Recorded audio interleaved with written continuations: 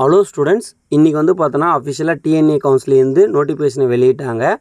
1 மாத கால அவகாசம் கொடுத்துருக்காங்க. நம்மளுடைய டேட்டா எல்லாம் ஃபில் பண்ண, டாக்குமெண்ட் எல்லாம் அப்லோட் பண்ணேன்.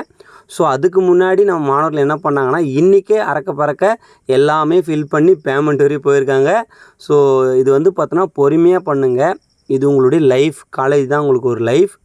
ஸோ பொறுமையாக பண்ணுங்கள். இப்போ உங்களுக்கு வந்து பார்த்தோன்னா நாளைக்கு ரிசல்ட்டை பார்த்துட்டு உங்களுடைய கட் ஆஃப் 185க்கு மேலே இருந்தால் இப்போ நான் சொல்ல போகிற டாப் கல்லூரியை சாய்ஸ் பில்லிங்கில் வைங்க. இதெல்லாம் ரொம்ப எதிர்பார்க்குற கல்லூரி. ஃபஸ்ட்டு வந்து பார்த்தோன்னா அண்ணா யூனிவர்சிட்டி சிஇஜி கேம்பஸ், இதோட கவுன்சிலிங் கோட் 1. ரெண்டாவது வந்து பார்த்தோன்னா MIT Madras institute of technology, இதோட கவுன்சிலிங் கோட் வந்து 4. மூணாவது வந்து பார்த்தோன்னா எஸ்எஸ்என் காலேஜ், இதோட கவுன்சிலிங் கோட் 1315.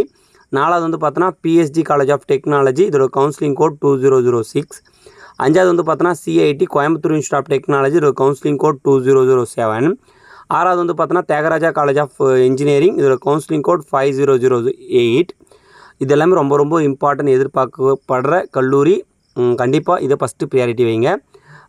7th வந்து பார்த்தோன்னா கவர்மெண்ட் காலேஜ் ஆஃப் டெக்னாலஜி, இதோட கவுன்சிலிங் கோட் 2005. இது கோயம்புத்தூரில் இருக்குது. 8th வந்து பார்த்தோன்னா பிஎஸ்ஜி இன்ஸ்டியூட் ஆஃப் டெக்னாலஜி, இது வந்து பார்த்தோன்னா அப்ளைட் ரிசர்ச், இது கவுன்சிலிங் கோட் 2377.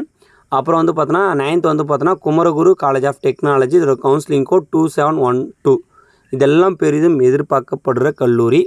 இது நான் அனலைஸ் பண்ணி உங்களுக்கு கொடுத்துருக்கேன். இது எல்லாமே ரொம்ப ஒரு இம்பார்ட்டண்டான கல்லூரி. இதை சாய்ஸ் பில்லிங்கில் கண்டிப்பாக ஸ்கிப் பண்ணிவிடவே பண்ணாதீங்க. எதனா டவுட்னா நம்ம சேனலை காண்டாக்ட் பண்ணுங்கள்.